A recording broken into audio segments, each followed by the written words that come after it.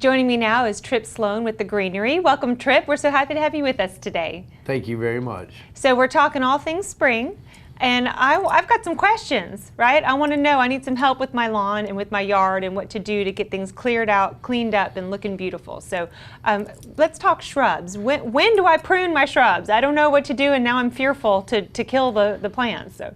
Well, Jenny, right now it's coming up on springtime. Springtime is the ideal time for pruning your shrubs. Okay.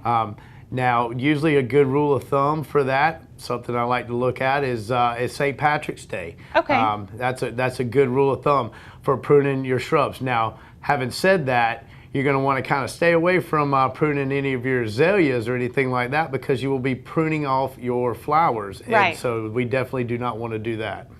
Now, what about, let's talk fertilizer, because I got a little crazy with my rose fertilizer, and I probably was putting it on things it doesn't belong on. So what type of fertilizer should we be using? Okay, there's quite a few different fertilizers on the market these days.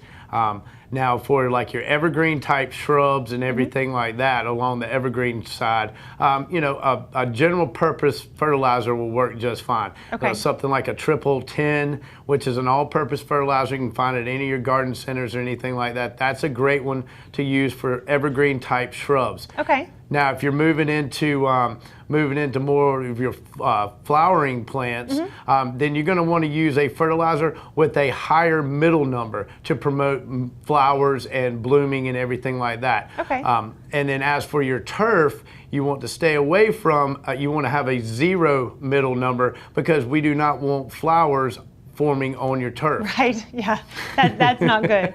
So now, what about irrigation? A lot of us turn off our irrigation, especially we had a very wet winter this year, but when do I need to be thinking about working with my irrigation again? Irrigation is very crucial to landscaping. Okay.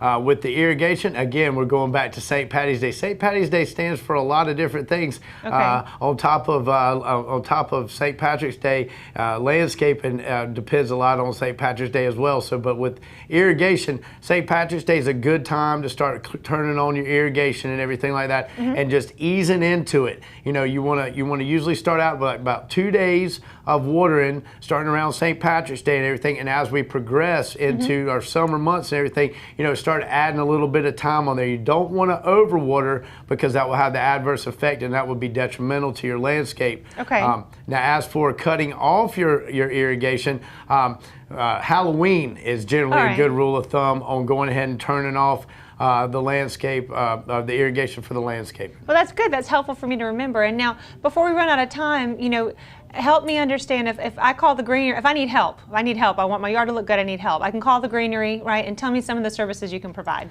With the Greenery, we can provide, we're your one-stop shop. We can provide anything from design to installation to maintenance to chemical fertilization, to floral, and any of your hardscapes or anything like that. We can take care of all of that. So when you walk outside and you look around and you need some beautification, the Greenery is the place to call. The Greenery is definitely the place to call. Trip, thank you so much for your time today. It was a pleasure. Thank you, Jenny.